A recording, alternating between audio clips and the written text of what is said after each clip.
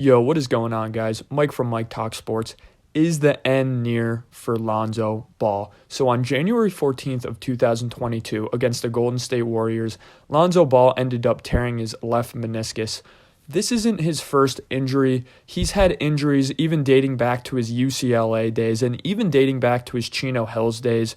With Lonzo Ball, a slight concern with him coming out of college was his frame. It was always known that he was going to have to pack on at least 20 pounds of muscle. He was pretty slight coming into the NBA, but that potential of that really big point guard, that tall point guard who towers over the rest of the guards, can make all the passes, could see through the passing lanes. Man, you had Magic Johnson saying his jersey would be retired in the Lakers rafts one day alongside the great Magic Johnson.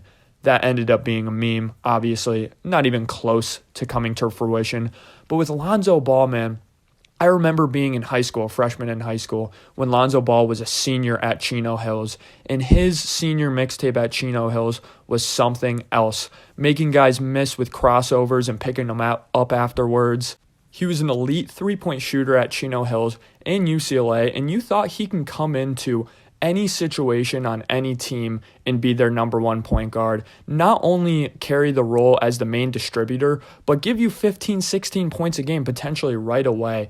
This didn't happen. He ended up having some struggles, but the thing is about Lonzo Ball and why I stay optimistic for the rest of his career is lately in the past 2 seasons when he's been healthy, and of course that's the key that we're really going to get into, he really needs to stay healthy. He started to develop an off-ball game, and even as a Lonzo Ball fan coming out of the NBA, I really did not think he would ever be able to be a very high-end off-ball player. And I think he's proven on his catch-and-shoot percentages, 38%, 40% at some point in his career, that he can actually end up being a solid role player. If you want him to be in your starting five, maybe be the 4th or 5th best player in the starting five, obviously, he still has the potential to lead a second unit coming off the bench, being that main distributor, something like 12 points a game, 7 assists a game coming off the bench. That would be an absolute elite role for him. And when I started to think of the potential career of Lonzo Ball and how it's going to play out, again, first and foremost, you need to kind of wish upon the stars and say, we really need his injury luck to pick up from here. We need to figure out what structural damage has been done to both of his knees at this point, his ankle at this point. He's had rotator cuff injuries as well with his shoulder, maybe because of his wonky shooting form. That probably doesn't help. You need to just figure out what the injury concerns are, have him on a strict regimen of physical therapy, and realistically, what would you rather have Lonzo Ball do? Play 82 games, 75 games, 70 games in a season playing 20 minutes a night, or have him play 20 to 30 games a season playing 35, 40 minutes a night? Realistically, you have to salvage your assets if you're not only the Chicago Bulls, but more importantly, if you are Lonzo Ball. You need to say, not screw the organization you're with right now, but realistically, the Bulls care about winning. They care about making money. And Lonzo Ball, he needs to look out for himself and care about the longevity of his NBA career. This is a guy who's the 2nd pick in the NBA draft. At this point, I think it is silly for him to be bummed about his draft status and say, I'm never going to become an all-star player. What's even the point? I think you need to salvage your career. And I think Lonzo Ball, if you're listening to this video, shout out Lonzo Ball, but if you are listening to this video, man, take a chapter out of Shaun Livingston's book. So right when I got this new injury news regarding Lonzo Ball, I immediately thought of Shaun Livingston. So Shaun Livingston was the 4th pick in the 2004 NBA draft. Just like Lonzo Ball, coming into the NBA,